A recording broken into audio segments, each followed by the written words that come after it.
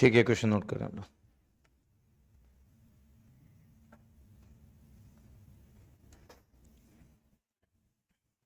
A single phase full bridge voltage source inverter, a single phase full bridge voltage source inverter control power controls power in a registry load. A single phase full bridge voltage source inverter controls power in a registry load, controls power in a registry load. A single phase full bridge voltage source inverter controls power in a registry load.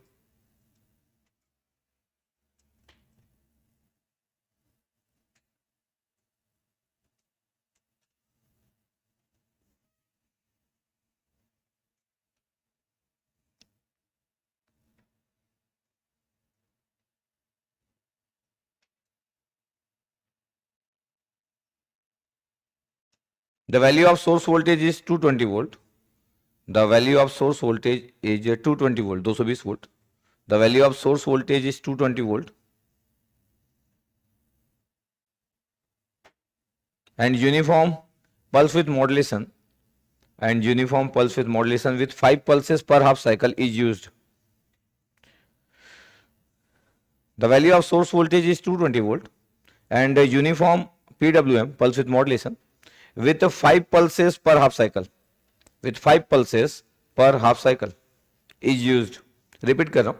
A single phase full bridge voltage source inverter controls power in a registry load. The value of source voltage is 220 volt and uniform PWM with 5 pulses per half cycle is used. For the required control, the width of each pulse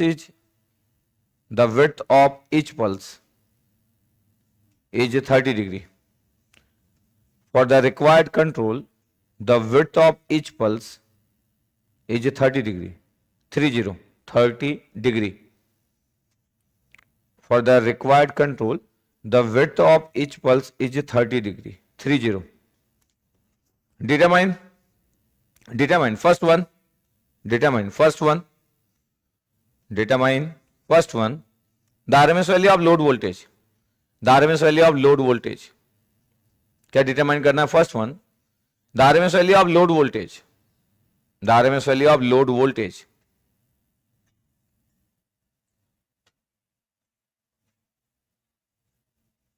Second, if the DC supply increases by 10%, if the DC supply, second part, if the DC supply increases by 10%,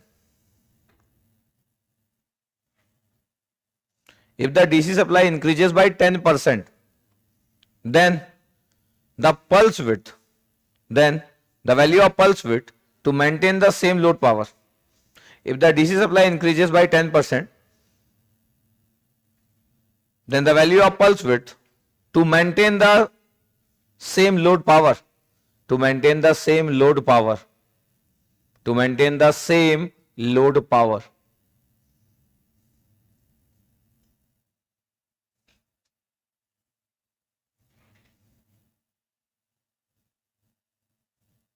Third point, third मतलब third calculate जो करना है, third one, if the maximum possible pulse width of each pulse is 35 degree, if the maximum possible pulse width of each pulse is 35 degree,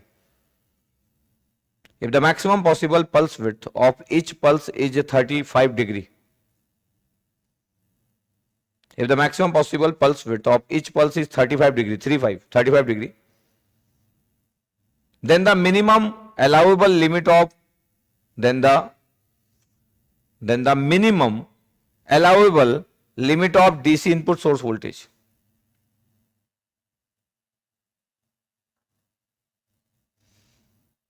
If the maximum possible pulse width of each pulse is 35 degree, 35, then the minimum allowable limit of DC input source voltage.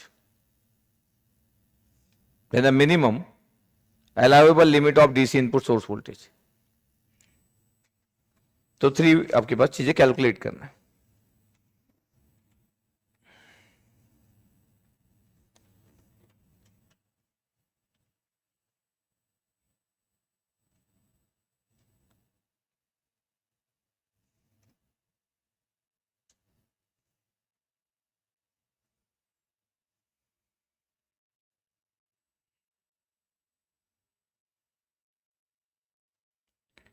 ध्यान रखें कि आपके पास की DC voltage कितना दिया, 220 volt.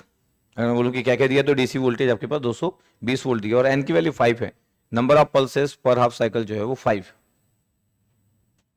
और width of every pulse, हर एक pulse का विड्थ कितना है, 30 डिग्री। हर एक पल्स का विड्थ कितना है, 30 डिग्री। पता है हर एक पल्स का जो विड्थ ऑफ एवरी पल्स जो होता है उसकी वैल्यू कितना होता है, 2d/n। ये कितना है, 30 डिग्री। तो 2d की वैल्यू कितना होगा, 30 डिग्री इंटू एन, एन के लिए 5 है, तो पल्स विड्थ इक्वल टू कितना हो गया, 150 डिग्री। वैसे भी अगर हर एक पल्स का विड्थ अगर 30 डिग्री और 5 पल्स है तो 30 30 30 30 अगर आप कर रहे हो तो आपके पास 150 डिग्री होगा। हर एक पल्स का जो विड्थ है वो 30 डिग्री है और ऐसी 5 पल्स विड्थ है, तो ये this one is the 2d, ये टोटल पल्स विड्थ, तो 150 डिग्री है 2d की वैल्यू।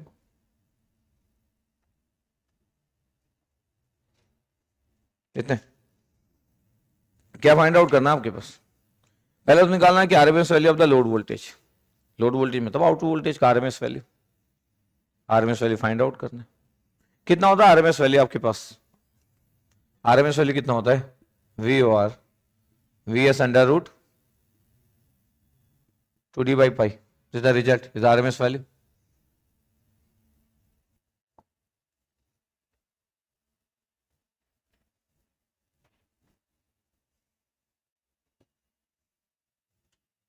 ये आरएमएस वैल्यू है हमारे पास।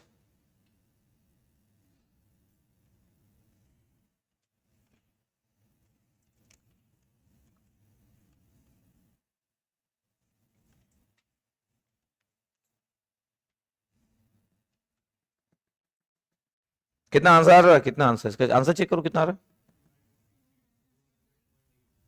200.83 वोल्ट। तो मैं बोल रहा हूँ कि ये आपके पास पहला आंसर तो आ गया, इसमें कोई प्रॉब्लम भी नहीं थी इन जनरल, ठीक है,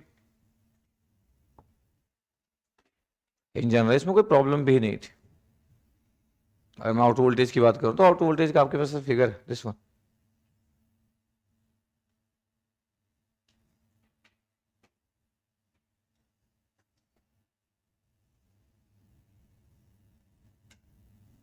ये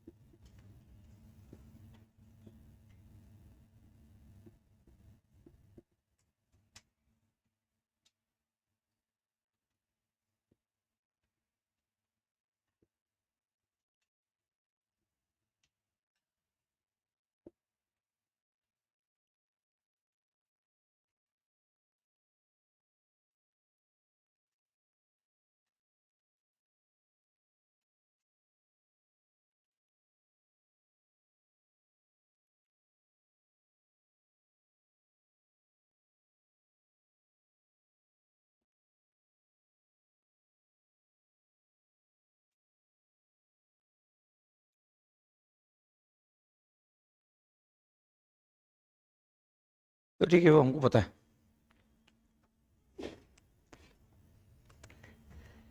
तो पहला पार्ट तो आंसर आ चुका आपके पास, अभी सेकंड पार्ट की बात करते हैं। फिगर जैसे बना दिया तो हमको जस्ट आइडिया ही है कि जो बोलने का मतलब तो यही था, इसलिए पूरा पल्स विड्थ की जो वैल्यू थी वो थी 150 डिग्री, 30 30 30 5 बार ऐड किया। तो सेकंड में बोला है कि जो लोड पावर होगा आपके पास, रजिस्ट्री लोड है, तो लोड पावर की वैल्यू जो होगी आपके पास, अगर मैं बोलूँ कि लोड पावर कितना होगा रजिस्ट्री लोड, तो आरएमएस वोल्टेज आउटपुट का वी आर का स्क्वायर बाई आर, ये होगा। जब ये बात की गई तो आपको बोला गया कि आपका जो सप्लाई वोल्टेज वो 10% इंक्रीज हो रहा है, ठीक है। क्या बोला गया आपके पास, सेकंड पार्ट में बोलना चालू किया कि जो सप्लाई वोल्टेज वो 10% इंक्रीज हो रहा है। तो वीएस की ओल्ड वैल्यू कितना है, सप्लाई वोल्टेज की ओल्ड वैल्यू, वीएस की ओल्ड वैल्यू कितना है, 220 वोल्ट। वीएस की न्यू वैल्यू कितना होगा, कितना इंक्रीज कर रहे थे, 10%, तो 10% ऑफ 220 वोल्ट, 10%। उसको बंद कर दे बेटा, एसी को बंद कर दे। तो 10% आपके पास जो है वो 220 वोल्ट का आपके पास तो 22 ऐड हो गया, तो 220 प्लस 22 कितना आ गया आपके पास? 200 242 volt is the 242 volt is the, ये Vs की न्यू वैल्यू, Vs की न्यू वैल्यू, ये the new value of the Vs, the 242 volt.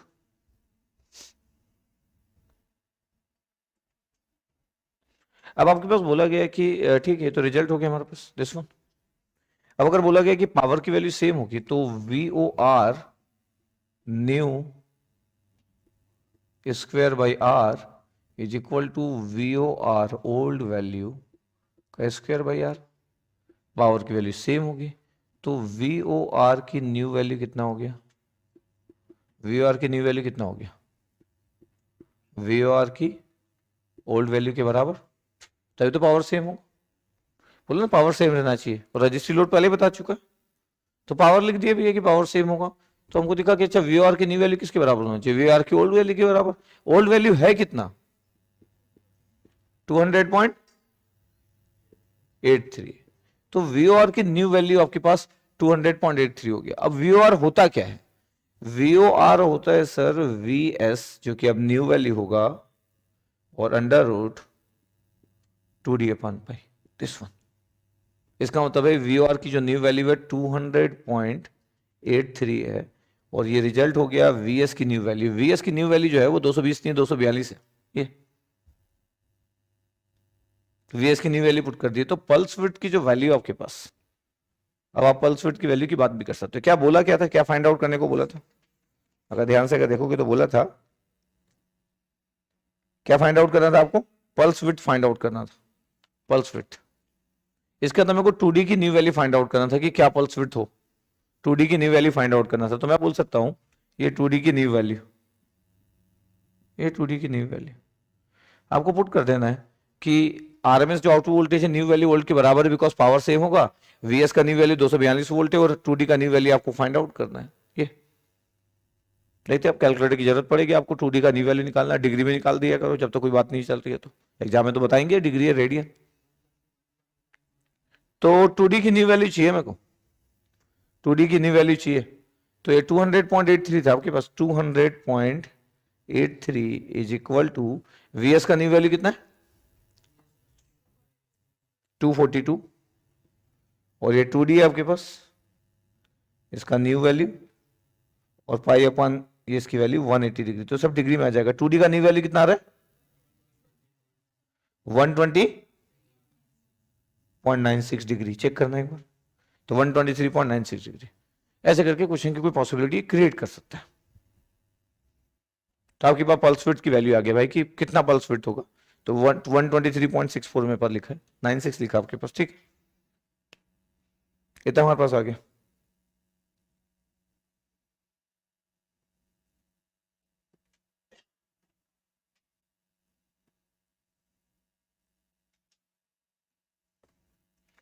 फिर क्या बोला लास्ट वाले पार्ट पे? बोला कि मैक्सिमम पॉसिबल पल्स विड्थ कितना ले लो, ईच पल्स कितना ले लो? 35 डिग्री ले लो। पल्स विड्थ जो आपके पास है, ईच पल्स का जो विड्थ है वो 35 डिग्री है, ऐसे ही कितना है? 35 डिग्री। हर एक पल्स का जो विड्थ है 35 डिग्री, पहले 30 डिग्री था। तो 2D की वैल्यू कितनी होगी आपके पास? मैक्सिमम 2D की वैल्यू कितना होगी? 35 इंटू 5 यार, तो 175 हो गया 2D की वैल्यू। ध्यान से देख लो, क्वेश्चन रीड करो। पहले पल्स विड्थ 30 डिग्री था, उसके रिस्पेक्ट में बातें चल रही थी अपनी। अब बोला कि क्या है कि मैक्सिमम पॉसिबल वैल्यू ले लो आप, और दे भी दिया कि हर एक पल्स का विड्थ होना चाहिए 35 डिग्री, हर एक पल्स का जो विड्थ होना चाहिए वो 35 डिग्री होना चाहिए। तो 2D/n की वैल्यू 35 डिग्री दी है, 2D/n की वैल्यू ये चेंज कर दिया, 35 डिग्री दे दिया। ये थर्ड पार्ट में अगर 35 डिग्री है तो 35 डिग्री इंटू n के लिए 5 है, कितना हो गया ये? 175 डिग्री। ये आपके पास नोट किया लास्ट पार्ट, 2D की वैल्यू 175।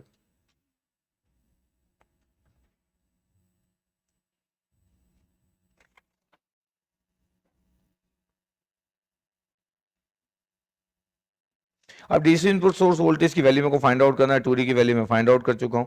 RMS आउटपुट वोल्टेज कितना था हमारे पास? 200.83। तो बस मेरे को करना है क्या है, बस वही वही बातों को घुमा के चीजें अलग अलग वही, क्योंकि पैरामीटर तो उतने ही है यार, बात तो उतनी करने की है। तो आरएमएस आउटपुट वोल्टेज जो ये है और 2D की वैल्यू ये है, तो अगर मैं बोलूं कि देखो आपके पास क्या हो गया, आरएमएस आउटपुट वोल्टेज कितना हो गया, तो आरएमएस आउटपुट वोल्टेज 200.83 हो गया। ये जो वीएस की वैल्यू है वो न्यू वैल्यू मेरे को फाइंड आउट करना है, क्योंकि 2D का वैल्यू में निकाल चुका 175 डिग्री, और पाई की वैल्यू कितना होता है 180, तो वीएस की वैल्यू फाइंड आउट कर लो। ये वीएस की वैल्यू बताओ कितना आ रहा है, वीएस के लिए 203.67 आ रहे, 203.67 वोल्ट, ये 203.67 वोल्ट आ रहे, वीएस की वैल्यू आ गया 203.67 वोल्ट।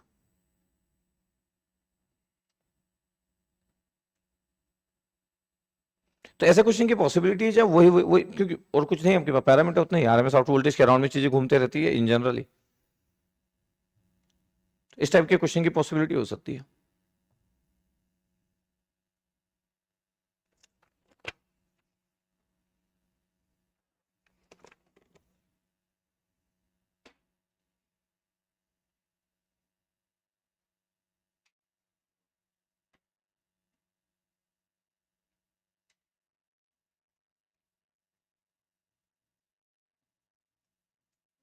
ठीक है, तो तीनों पार्ट अपन कवर कर लिए। ठीक है, ये क्वेश्चन लिख रहे हैं हम लोग, नोट कर लीजिएगा, पूरा मैं लिख चुका हूं, फिर भी कैलकुलेट कर लीजिएगा।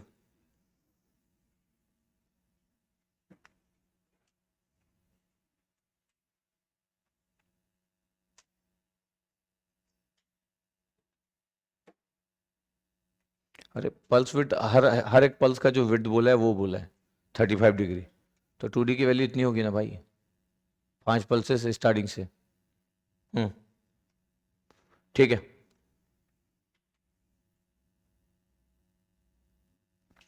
Next one, the output voltage of a single phase full bridge voltage source inverter, जब भी मैं वोल्टेज सोर्स इन्वर्टर बोलता हूं वीएसआई लिख सकते हो। The output voltage of a single phase full bridge VSI, the output voltage of a single phase full bridge VSI is controlled by using PWM. The output voltage of a single phase full bridge VSI is controlled by using PWM with 1 pulse per half cycle. The output voltage of a single phase full bridge voltage source inverter is controlled by using PWM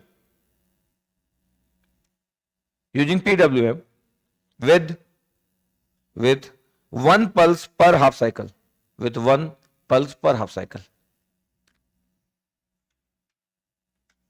1 pulse per half cycle.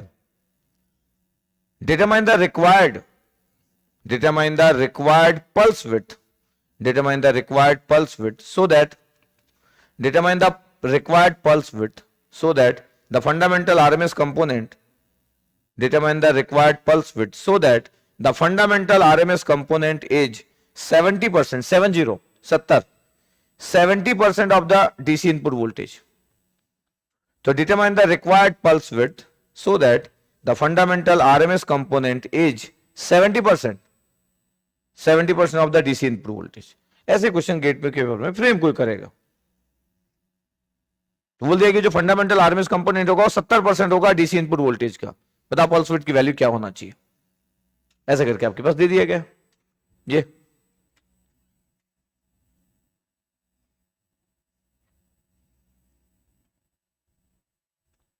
और ये सब के सब 30 degree है भाई, ये सब के सब 30 डिग्री है, ये हर एक पल्स 5 पल्सेस है आपके पास हाफ साइकिल में, ये सब 30 डिग्री है। जो स्टार्टिंग क्वेश्चन में गिवन था वो है ये। हाँ, अभी वाले क्वेश्चन की बात कर रहे हैं अपन। ध्यान से अगर देखा जाए तो एक सिंगल पल्स विद मॉड्यूलेशन का क्वेश्चन। ध्यान से अगर मैं बोलूं कि इस क्वेश्चन में हमारे पास अगर चीजें की बात की जाए कि आउटपुट वोल्टेज का फिगर क्या है, तो एकदम क्लियर है आपको, आउटपुट वोल्टेज का फिगर आपको पता है। क्या आउटपुट वोल्टेज का फिगर है? दिस वन, ये होगा, ये आपके पास π/2 होता है, that mean 90 degree, π/2 plus D होता है। ये कितना होता है? π/2 माइनस डी होता है। ये विड्थ कितना होता है? 2d होता है। ये इसकी वैल्यू Vs 180 में एक पल्स जनरेट हुआ, फिर आपके पास एक नेक्स्ट पल्स होता है, ये 3π/2 जिसको 270 बोलते हैं, 3π/2 प्लस डी, 3π/2 माइनस डी, और ये वैल्यू आपके पास minus V S, this is the value is minus V S. ये आपके पास है वी नॉट की वैल्यू। ये वी नॉट की वैल्यू कितना होता है आपके पास, summation N equal to 135 to infinite 4 Vs upon N pi the sine n π/2 sine N D और sine on N omega T, this is the result. जो बोला गया उसका फिगर आपके पास है, इट्स ओके। तो बोला गया कि फंडामेंटल कंपोनेंट जो होगा आपके पास, आरएमएस वैल्यू बोला है क्या फंडामेंटल कंपोनेंट का, तो VO/R1 लिख देता हूं, फंडामेंटल आरएमएस नहीं बोलता तो सिर्फ फंडामेंटल मैग्नीट्यूड बोलता तो फिर 1/√2 नहीं करता, तो ये कितना हो गया 4 Vs अपॉन π√2 यार, साइन 90 डिग्री 1 होता है और ये साइन डी हो गया। ये इसकी वैल्यू किसके बराबर होना चाहिए, गिवन क्या है पता है, गिवन सिंपल हो गया कि जो VO/R1 है, ध्यान से रीड करना है आरएमएस बोल रहा है कि नहीं बोल रहा है, तो आरएमएस बोल रहा है तो आरएमएस वैल्यू जो होना चाहिए वो 70% होना चाहिए किसके, सोर्स वोल्टेज के। ये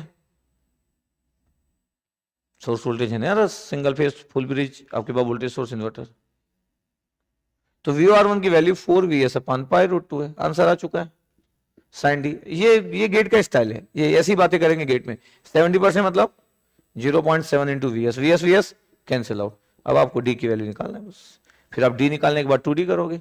अगर आपको पल्स विड्थ बोले दैट मीन्स ऑलवेज 2D ना हाफ साइकिल, कोई लिख दे कि pulse width in half cycle, clear होना चाहिए आपको, pulse width is not D, तो अभी तो डी निकला आपका, डी निकलने के बाद 2D निकालो, बताओ कितना आ रहा है डी की वैल्यू 51.05, ये 102.1, ये इतना आगे डिग्री अगर बोल रहा है तो ये, तो इस टाइप के गेट के क्वेश्चन ऐसे ही आएंगे जो आपको अभी लग सकता है कि वो सिंपल है, लेकिन गेट के दिन तो बड़ा इंपॉर्टेंट हो जाता है ऐसी चीजों का। ये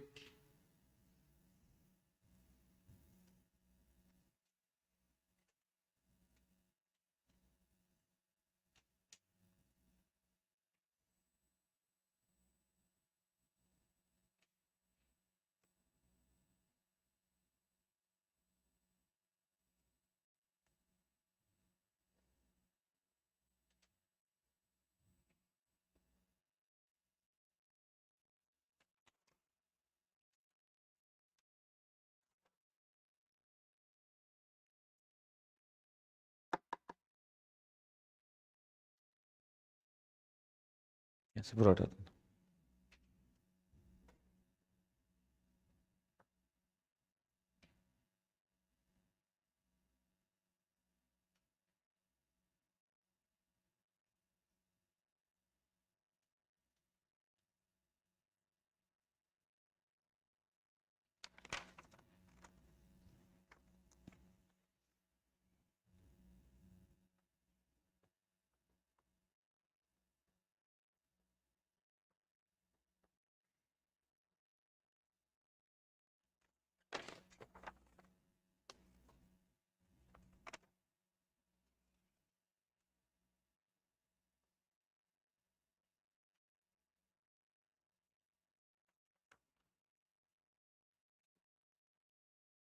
Next one, the inverter shown in the figure is operated at a frequency of 50 hertz. Next question.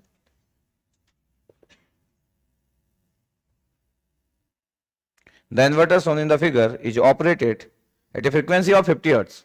Operated at a frequency of 50 hertz.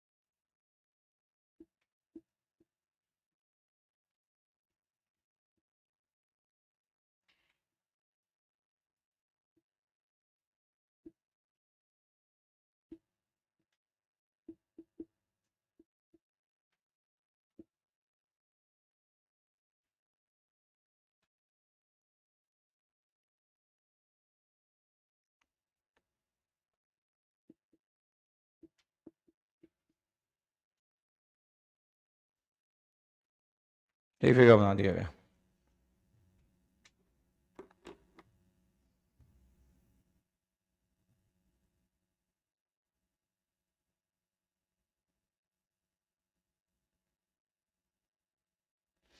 The inverter shown in the figure is operated at a frequency of 50 hertz. Operated at a frequency of 50 hertz. ठीक है. Q1 is on for the first half cycle and Q2 is on for the next. Q1 is on for the first half cycle and Q2 is on for the next, and so on. The inverter shown in the figure is operated at a frequency of 50 hertz. Q1 is on for the first half cycle and Q2 is on for the next, and so on. All devices are assumed ideal. All devices are assumed ideal. Repeat कर रहा हूं. The inverter shown in the figure is operated at a frequency of 50 hertz. Q1 is on for the first half cycle and Q2 is on for the next, and so on. All devices are assumed ideal.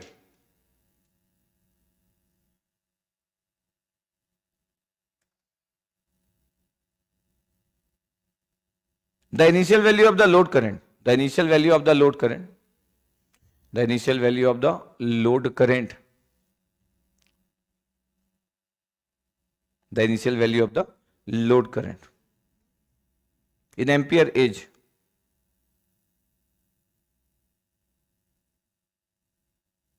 underline. The initial value of the current, the initial value of load current in ampere is underline. Next line. Assume steady state condition. Assume steady state condition. By default हो तो assume in steady state condition. अब आपके पास अगर देखोगे तो ये थोड़ी सी पुरानी बातें हो गई. पुरानी बात इसलिए हो गई क्योंकि अभी मैं कोई भी सिंपल ये आपके पास जो क्वेश्चंस है इसमें कोई हम पल्स विद मॉड्यूलेशन यूज नहीं कर रहे जो इतने दिन से पढ़ रहे थे. ये सबसे पुरानी स्टोरी की बात है. जब हमारा पहला टॉपिक जब हम स्टार्ट किए थे कि half bridge voltage source inverter. क्या ये half bridge voltage source inverter और वही है. लोड आ रहा है आपके पास. हाँ, इतना आपको क्लियर रहना चाहिए कि कोई अगर बोल रहा है तो फिर आपको क्लियर है कि भाई ये आपके पास वी नॉट ये बना के नहीं दिया गया था, ये आपके पास आई नॉट ये बना के नहीं गया था. ये हमको पता होना चाहिए. तो अगर मैं बोलूं कि आउट वोल्टेज का फिगर क्या होगा तो अगर Q1 अगर ऑन है आपके पास ये आपके हाफ साइकिल के लिए Q1 ऑन है, फिर बोला कि Q2 ऑन है नेक्स्ट हाफ साइकिल के लिए, तो ठीक है, अलग बात है, हम डायोड की बात ही नहीं की. तो इट्स ओके, Q1 ऑन है फिर नेक्स्ट साइकिल के लिए Q2 ऑन है. तो जैसा आपको क्लियर है ये.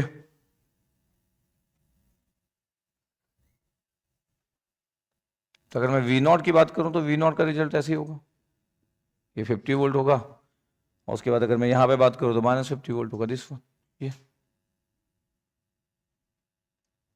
ये V0 का फिगर. तो परफेक्ट स्क्वायर वेवफॉर्म.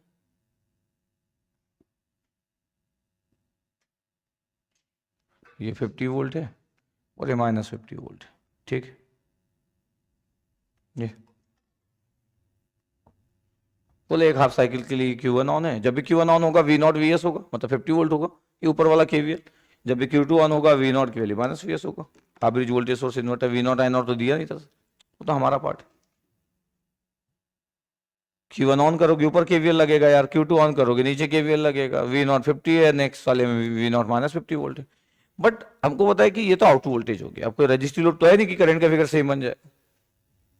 करंट का फिगर सेम बन जाएगा. हाँ, पास RL लोड है आपके पास. जब RL लोड होता था आपके पास तो फिर हमको पता ही है कि एक एक्सपोनेंशियल करंट का वेव फॉर्म बनता है. एक्सपोनेंशियल करंट का वेव फॉर्म बनता है. अब हमको ये क्लियर रहना चाहिए कि इस इन्वर्टर जिस फ्रीक्वेंसी पे ऑपरेट कर रहा है उसकी फ्रीक्वेंसी कितना है.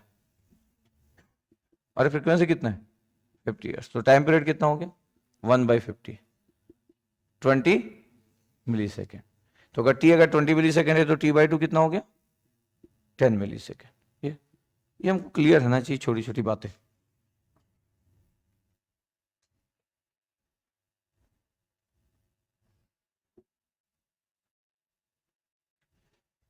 फिर अगर मैं बोलूं कि मेरे को लोड करंट की वैल्यू अगर मेरे को फाइंड आउट करना है स्टडी स्टेट पे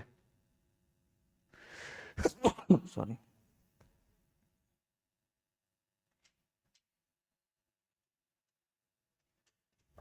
ये आई नॉट की वैल्यू, ये फिगर था आपके पास अगर आपको याद हो तो, इज द फिगर, ये आई नॉट की वैल्यू।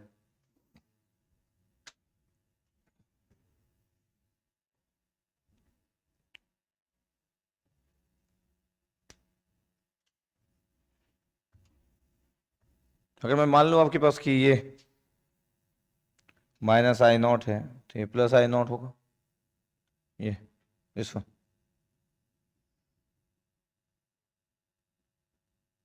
हमारे कॉपी में है भी ये चीज़, ये कि अगर मेरे को आई नॉट की वैल्यू लिखना है, बिकॉज ये एक आरएल सर्किट है तो ट्रांजिएंट का इक्वेशन जो होता है, अगर आई नॉट टी की वैल्यू अगर मैं लिख रहा हूँ तो आई नॉट टी की वैल्यू होगा I not infinite study state plus I not zero plus minus I not infinite E rest पर minus T upon tau, is the result.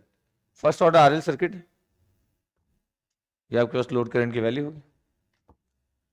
कुछ नया नहीं कर रहा, आपको वापस आना पड़ेगा आपकी कॉपी में, बरसों पहले की बात है, बस कॉपी में आपके। तो जैसा आपके पास क्लियर है कि अगर मैं बात कर रहा हूं तो टाइम कांस्टेंट की वैल्यू कितनी होगी, तो टाइम कांस्टेंट में कोई प्रॉब्लम नहीं है। टाइम कांस्टेंट की वैल्यू जो होगी आपके पास, कितना टाइम कांस्टेंट होता है एल बाई आर, तो टाइम कांस्टेंट की वैल्यू जो है ना हो गया 0.1 अपॉन आर, कितना है 5, तो कितना हो गया टाइम कांस्टेंट की वैल्यू 0.02 सेकेंड। मतलब अगर मैं वैसा बोलूँ तो 1000 का अगर मैं मल्टीप्लाई कर दूँ तो 20 मिली सेकेंड, ठीक है, टाइम कांस्टेंट 20 मिली सेकेंड। एक फर्स्ट ऑर्डर आरएल नेटवर्क है, अगर मैं कोई इनिशियल वैल्यू की बात करना तो यहाँ पे जो आई नॉट जीरो प्लस की वैल्यू है ना, वही आपके पास ये दिस वन आई नॉट, ये आई वन लिखा था, वहां में आई वन लिखा था कॉपी में हमारा, तो आई नॉट जीरो प्लस की वैल्यू आपके पास ये आई नॉट जीरो प्लस की वैल्यू माइनस आई नॉट है। ये आई नॉट इनफाइनाइट की वैल्यू कितना होगा, तो आई नॉट इनफाइनाइट की वैल्यू होगा आपके पास की, अगर मैं वोल्टेज अप्लाई करके रख रहा हूँ तो स्टडी स्टेट पे क्या होगा, तो स्टडी स्टेट पे अगर मैं बोलूँ कि फिगर क्या होगा, तो जैसे स्विच ऑन है, ये 50 वोल्ट है, डीसी कांस्टेंट है आपके पास, स्टडी स्टेट पे इंडक्टर क्या होगा, शॉर्ट सर्किट होगा। ये आपके पास स्विच ऑन है, ये करंट की वैल्यू हो गया आई नॉट की value T equal to infinite, resistance की वैल्यू कितना है 5 ओम, तो स्टडी स्टेट पे इंडक्टर शॉर्ट सर्किट है, तो आई नॉट इनफाइनाइट की वैल्यू कितना हो गया 10, तो आई नॉट इनफाइनाइट की वैल्यू हो गया आपके पास 10 एम्पियर, आई नॉट इनफाइनाइट की वैल्यू हो गई 10 एम्पियर, ये 10 एम्पियर। अब क्या होता है आपके पास, ये अब कॉपी में अगर आप देखोगे तो आपको दिख जाएगा आई नॉट टी की वैल्यू, जो लोड करंट की जो वैल्यू आपके पास, ये कितना हो गया, फाइनल वैल्यू 10 था, इनिशियल वैल्यू कितना था माइनस आई नॉट या आई वन, फाइनल वैल्यू कितना था 10 था, ये लिखे हम लोग, और ये race minus T upon tau, T upon tau, tau की वैल्यू कितना है 20 मिली सेकेंड। फिर इसको मैं ऐसा भी लिखा था, 10 को अगर मैं कॉमन ले लूँ तो 1 माइनस ई रेस पर माइनस टी बाई 20 हो गया, और ये कितना हो गया minus I naught e raise पर माइनस टी बाई 20, ये आपके आई नॉट टी की वैल्यू है। फिर मैं बात किया था कि देखो यार, ये आपके पास जो है ना, ये टी बाई टू टाइम पे, ये टी बाई टू टाइम पे इसकी वैल्यू कितनी, करंट की वैल्यू जैसे आई नॉट, तो T equal to T by two पे, I not T equal to T by two पे, इसके लिए आई नॉट है तो मैं आई नॉट पुट किया, और ये आंसर था 10, 1 minus e raise power T की जगह टी बाई टू था, टी बाई टू, और ये टाउ, टाउ 20 है, minus 10 E raise power minus T by to, और ये टाउ माइनस आई नॉट है, माइनस आई नॉट, ये माइनस आई नॉट, ये माइनस आई नॉट। फिर बताओ आपके पास इतना आ गया, आई नॉट किधर ले जाऊंगा तो कितना आएगा पता है 1 प्लस, मैं आपको वो रिजल्ट लिख रहा हूँ जो आपके पास था, टी बाई टू टाउ, ये आई नॉट की वैल्यू 10 है फाइनल वैल्यू, ये 1 माइनस है ई रेस पर minus T by to tau है।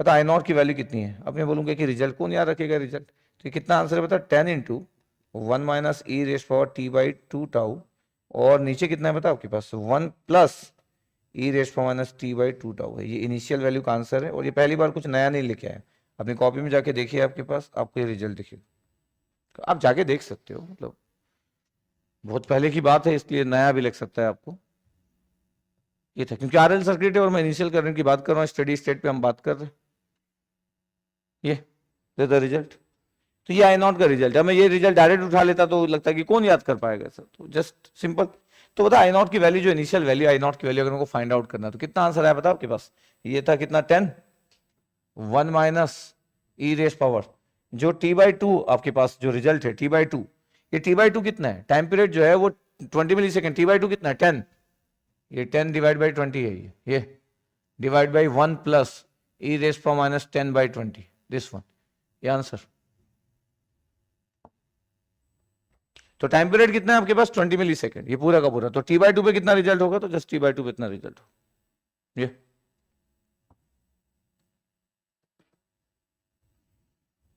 निकलेगा आपके पास इनिशियल करंट। तो ये उसकी एप्लीकेशन के बारे में बात हो गई जो हम पहले भी आरएल सर्किट में डील किए थे।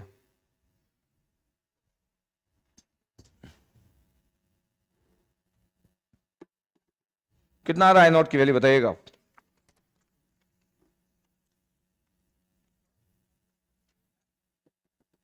आई नॉट की वैल्यू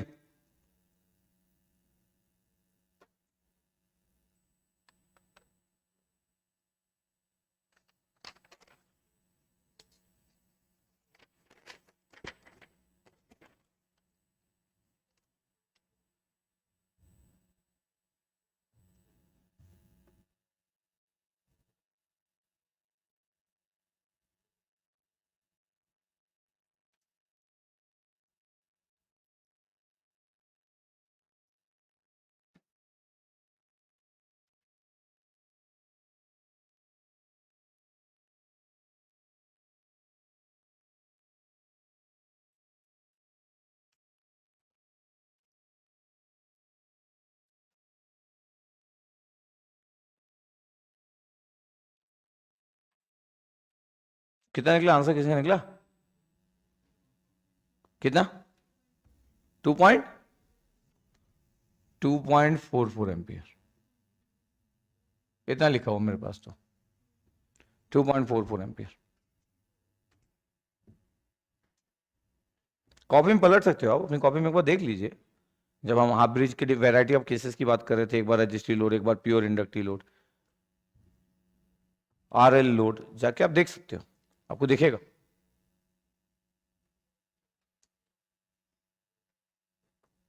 अगर मैं बोलूं कि क्या ऐसा कोई क्वेश्चन कभी आया है, तो आंसर इज नो।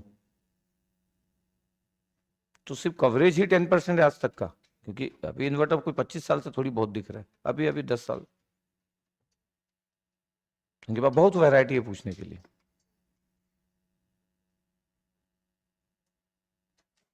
तो ये हुआ वो एप्लीकेशन जो आपके कॉपी में कंसेप्ट था,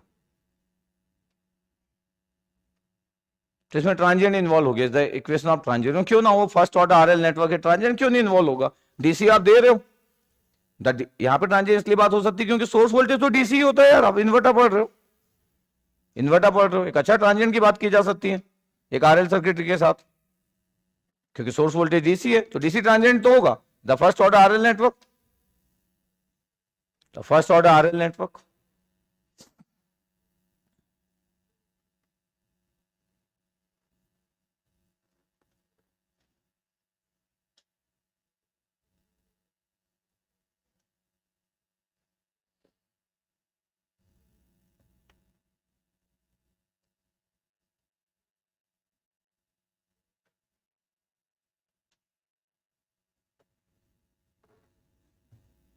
तो 2.44 चेक कर लेंगे आप,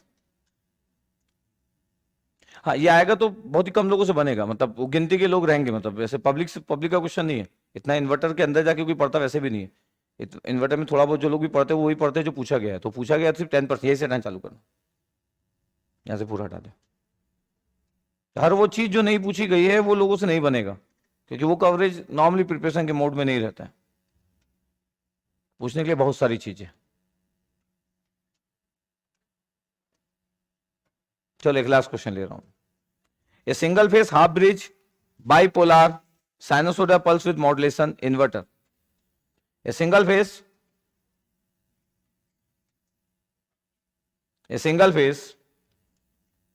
half bridge,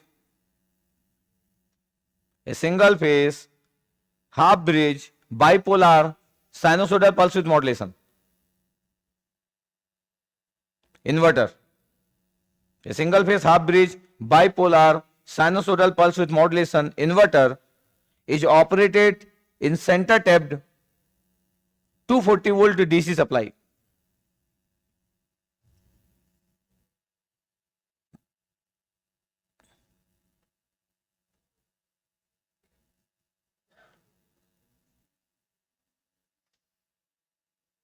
A single phase half bridge bipolar sinusoidal pulse width modulation inverter is operated in center tapped 240 volt DC supply.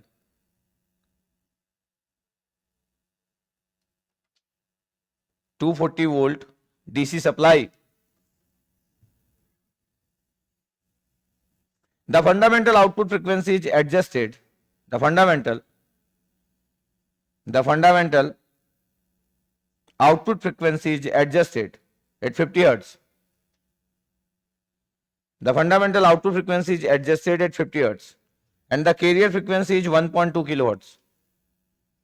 The fundamental output frequency is adjusted at 50 kilohertz.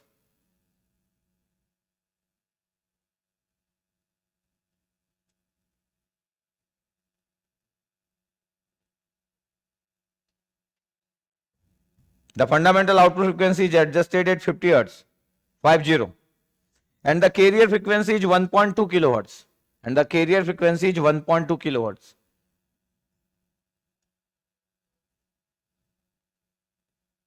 The modulus index is adjusted to 0.8. The modulus index is adjusted to 0.8. The modulus index is adjusted to 0.8. Find first one, number of pulses in per half cycle. First one, number of pulses in per half cycle. Number of pulses in per half cycle. क्या find करना है? First one, number of pulses in per half cycle. Second, RMS value of the fundamental output voltage.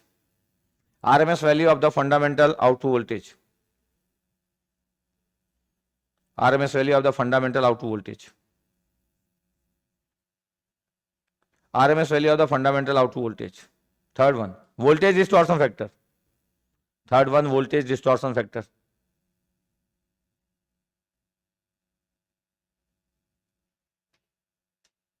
Voltage distortion factor. ठीक है, तो 3 points आपको find out करना है.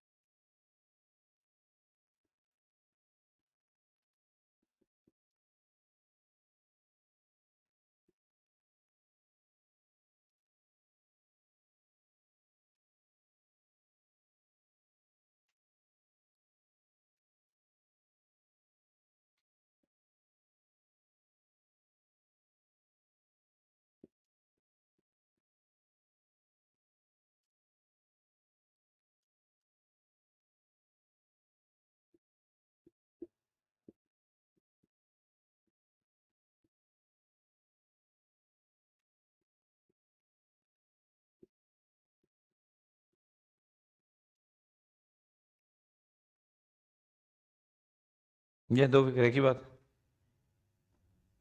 अब वोल्टेज सोर्स इन्वर्टर का फिगर बना हुआ एक ही बात है. वो कैपेसिटर है, कैपेसिटर के क्रॉस में जो वोल्टेज होगा वो इतना ही होगा. ये सेंटर टैपिंग आपके पास ट्रांसफार्मर, सेंटर टैपिंग आपके पास डीसी सप्लाई एक्चुअली.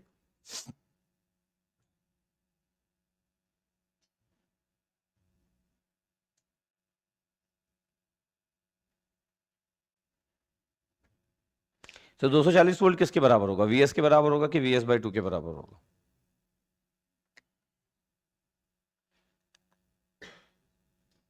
दो सौ चालीस जो वोल्ट है वो किसके बराबर होगा?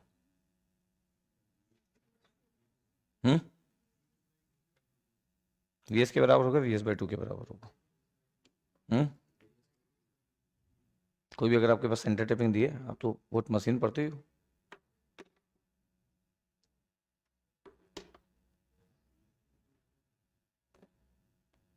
क्या लगता है आपको? वी एस बाई टू के बराबर लगता है आपको? कि जो डायरेक्ट कनेक्टेड होगा वो 240 वोल्ट उसी से कनेक्टेड होगा, सप्लाई से, मतलब सिंपल हमारे लोड से।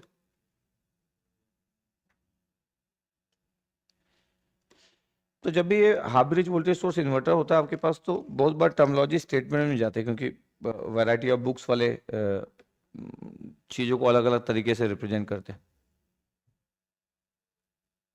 इसलिए half bridge voltage source inverter का जो पार्ट रहा है आपके पास, अगर गेट के पेपर की बात की जाए तो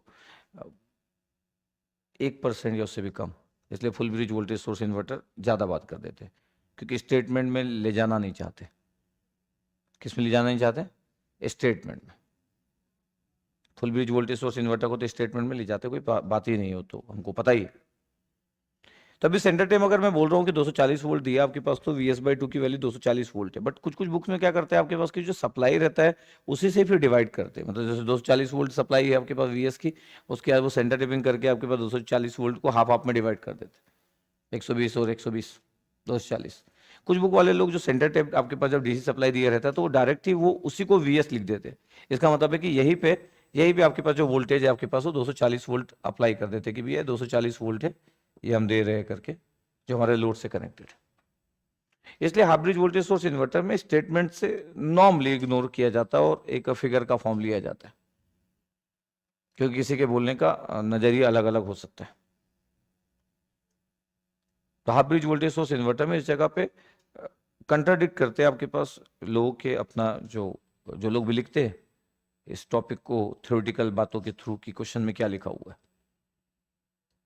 और जो डाउट जिसमें डाउट जीरो है वो है full bridge voltage source inverter. इसलिए जब भी आप देखोगे गेट में तो आपको लगना चाहिए कि हर बार फुल ब्रिज क्यों लिखा रहता है, हाफ ब्रिज भी तो स्टेट में लिखा। अगर कोई सर्किट डायग्राम दे रहा है तब तो यार हाफ ब्रिज दो फुल ब्रिज दो, इट्स ओके, किसी को कोई डाउट की बात नहीं, मैं स्टेटमेंट की बात कर रहा हूँ। इसलिए इन चीज़ों से बचा जाता है आपके पास कि half bridge voltage source inverter में सेंटर डीसी सप्लाई अगर सेंटर टेपिंग है आपके पास, तो उस केस में जो सप्लाई वोल्टेज है 240 वोल्ट, उसको 120 में डिवाइड किया जाए कि 240 सेंटर टेप करके दे दिया जाए।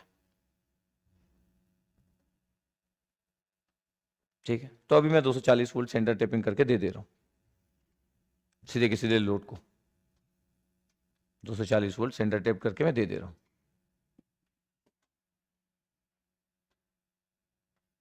जी, अब देखिए आपके पास अगर इतना है हमारे पास, तो हमको रिजल्ट के बारे में तो आइडिया है कि जो वी नॉट होगा वो वी एस बाई टू और minus V S by to होगा, और वी एस बाई टू की जो वैल्यू है वो आपके पास 240 वोल्ट अभी मैं लिखा हूं। पर ऐसा सभी लोग करते हैं ऐसा नहीं है, रिपीट कर रहा हूं, आपके पास कुछ लोग जो भी सप्लाई रहता है half bridge voltage source inverter में उतनी ही सप्लाई को लिखते हैं और फिर उसको इक्वली डिवाइड कर देते हैं, half half. The V S is 240 volt तो 120 ये क्लियर रहना चाहिए आपको। ठीक है, क्या पूछा था पहले वाले पार्ट में, तो जरूरत नहीं है, बोला सर नंबर ऑफ पल्सेस कितना चाहिए, तो नंबर ऑफ पल्सेस में तो कोई बात ही नहीं है, नंबर ऑफ पल्सेस हमको पता है।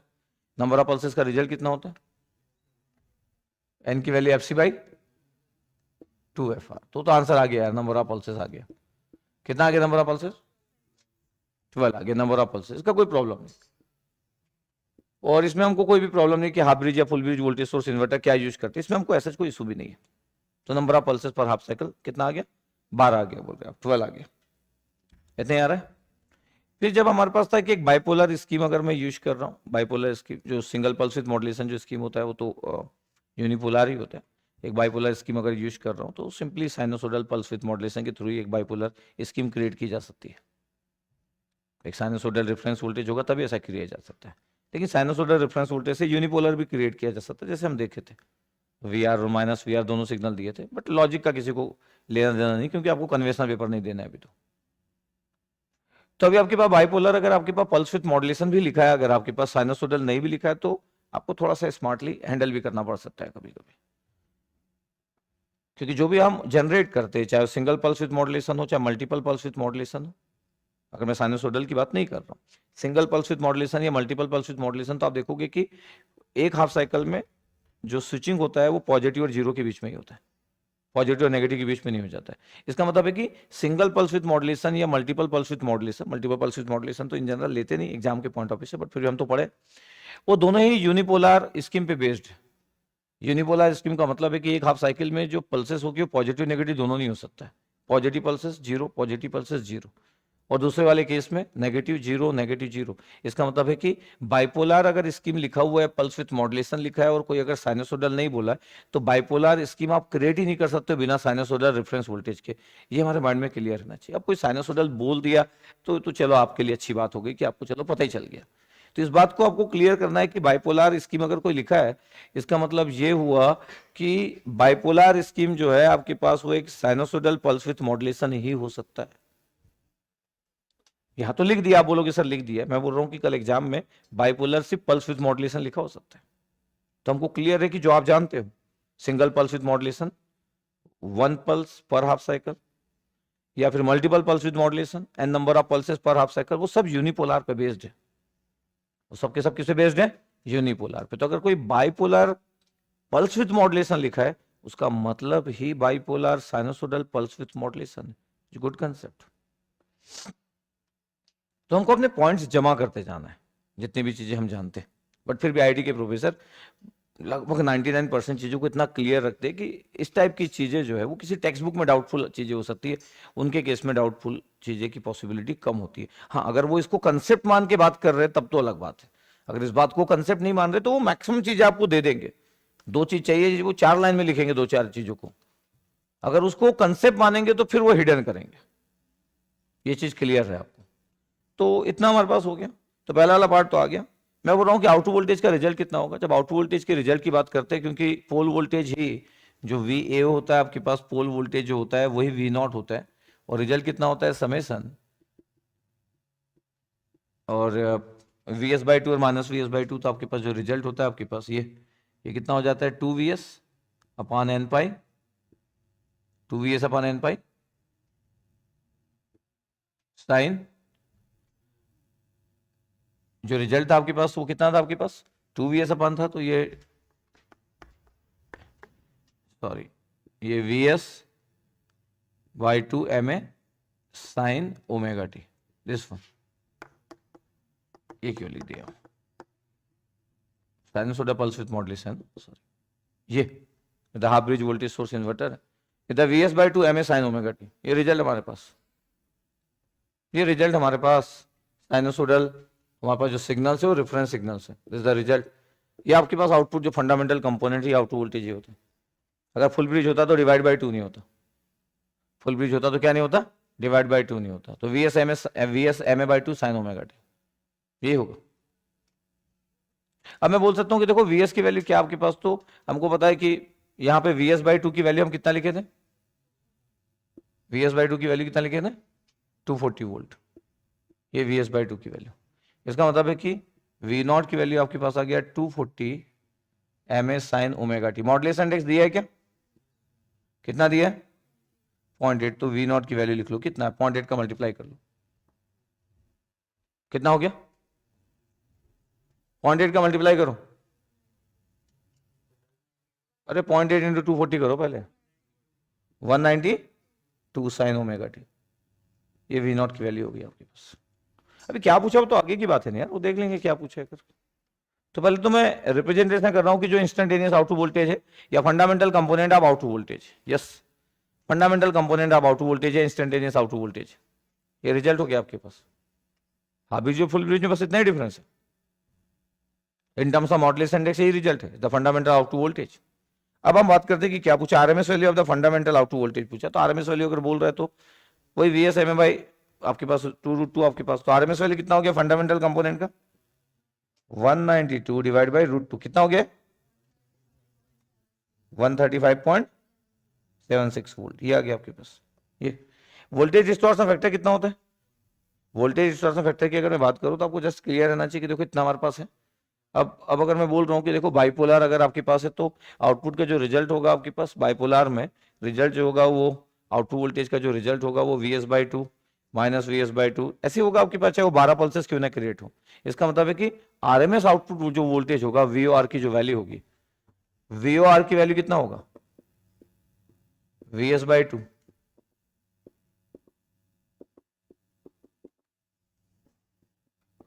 ये वी एस तब होता है जब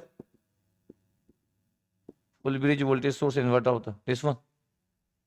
बाइपोलर स्कीम है ना यार, कल ही तो बात किया था मैं कि बाइपोलर स्कीम में आपके पास कितने भी पार्ट में डिवाइड करो तो आरएमएस वैल्यू होगा ना। ये बाइपोलर, ये जो भी उसका सोर्स वोल्टेज होगा, ये अभी वी आर की वैल्यू, ये वोल्टेज डिस्टॉर्शन फैक्टर की वैल्यू कितना होगा, वोल्टेज डिस्टॉर्शन फैक्टर की value the V R one upon V R. V R one की वैल्यू, जैसे अगर मैं बोलूं कि वी आर वन की वैल्यू कितनी थी बता आपके पास, V S M A by two root two, ये था आपके पास। वही सॉल्व वही किए जो आप निकाले 135, यही रिजल्ट है। वी आर की वैल्यू कितना है पता है, वी एस बाई टू। जब सॉल्व करोगे आप फुल ब्रिज या हाफ ब्रिज के लिए, answer will be M A by root two, यही आएगा आपके पास, चाहे हाफ ब्रिज हो चाहे फुल ब्रिज। क्योंकि फुल ब्रिज होता तो V S M A by root two होता, और यहां पे भी वी एस होता। डिवाइड बाई टू जो है वो हट जाता दोनों से फुल ब्रिज में, तो M A upon root two ही होगा आपके पास वोल्टेज डिस्टॉर्शन फैक्टर की वैल्यू। कल भी बात किया था एक क्वेश्चन के थ्रू। हाँ, अगर मैं बोलूं कि यूनिपोलर है तो कोई भी आपसे बात नहीं करेगा वोल्टेज डिस्टॉर्शन फैक्टर की, क्यों, क्योंकि आप टोटल आरएमएस वैल्यू बता नहीं पाओगे, क्योंकि वो अल्फा उस पर डिपेंड करेगा कि कितनी वैल्यू, उसका विड्थ कितना, उस पर डिपेंडेंट होगा आपके पास। बाइपोलर में फिक्स है, क्योंकि जीरो कहीं पे था ही नहीं, अगर आप स्क्वायर करोगे तो पूरा का पूरा कांस्टेंट वोल्टेज मिलेगा। ऐसी बातें सिर्फ यही की जा सकती है, और ये सब बातें नहीं हुई अभी तक। मैं बोल ही रहा हूं 10% ही कवरेज हुआ आज तक एग्जाम का। तो M A upon root two is the voltage distortion factor. Voltage distortion factor M A by root two, चाहे हाफ ब्रिज हो चाहे फुल ब्रिज हो। फुल ब्रिज होता तो डिवाइड बाई टू, ना इसमें होता ना इसमें होता, तो भी आंसर सेम। हाफ ब्रिज में भी यही होगा यही होगा। इसका मतलब है कि वोल्टेज डिस्टॉर्शन फैक्टर की वैल्यू कितना होगा, 0.8 divide by root two, this one कितना हुआ है 0.56, ये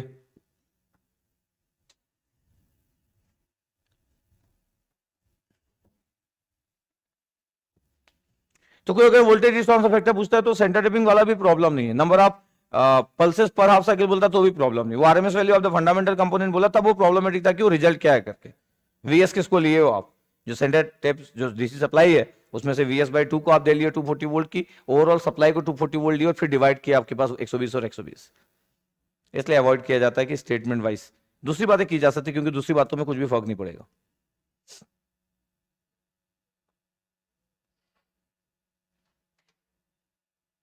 तो ये जो वोल्टेज डिस्टॉर्शन फैक्टर वाला जो रिजल्ट है, जिसमें कि in terms of modulation index, क्योंकि पिछले 6-7 सालों में मॉडुलेशन इंडेक्स पे बहुत ज्यादा फोकस किया जाता है, और जितनी आप जितनी बुक देखोगे आपके पास, अगर मैं भीमरा की बुक की बात करूं इन्वर्टर में, तो इन्वर्टर पूरी लाइन खोज लोगे तो भी मॉडुलेशन इंडेक्स नाम का कोई चीज ही नहीं मिलेगा आपको इन्वर्टर में। पीएस भीमरा की बुक में मॉडुलेशन इंडेक्स नाम का चीज भी नहीं मिलेगा। और जबकि पिछले 6-7 साल से आईआईटी के प्रोफेसर का फेवरेट पार्ट मॉडुलेशन इंडेक्स है, और जो यूनिवर्सिटी में जो पढ़ते हैं उनके पास भी मॉडुलेशन इंडेक्स टाइप की चीजें नहीं रहती, क्योंकि जितना ही साइनसोइडल पल्स विद मॉडुलेशन में जाते तब तो थ्योरेटिकल पढ़ना चालू कर देते। तो इसलिए मैं मॉडुलेशन इंडेक्स पे फोकस किया बहुत, क्योंकि आईआईटी के प्रोफेसर का इंटरेस्ट है और ज्यादा टेक्स्ट बुक्स उस तरीके से नहीं है, और सब आसान बातें भी है। तो कुछ वैरायटी ऑफ क्वेश्चन इसलिए करा दिया मैं, क्योंकि ये वैरायटी ऑफ क्वेश्चन इस बेसिस पे नहीं कि आए हैं, इस बेसिस पे कि आगे आएंगे। तो छोटी छोटी बातें उसी से रिलेटेड वो लोग क्रिएट करने की कोशिश करेंगे, अगर कोई बहुत अच्छा क्वेश्चन फ्रेम करते। अगर बहुत अच्छा क्वेश्चन फ्रेम नहीं करते तो जो सालों से 5-6 सालों से चला आ रहा वही आ जाएगा, जो आप अगले ही मिनट आंसर दे दो।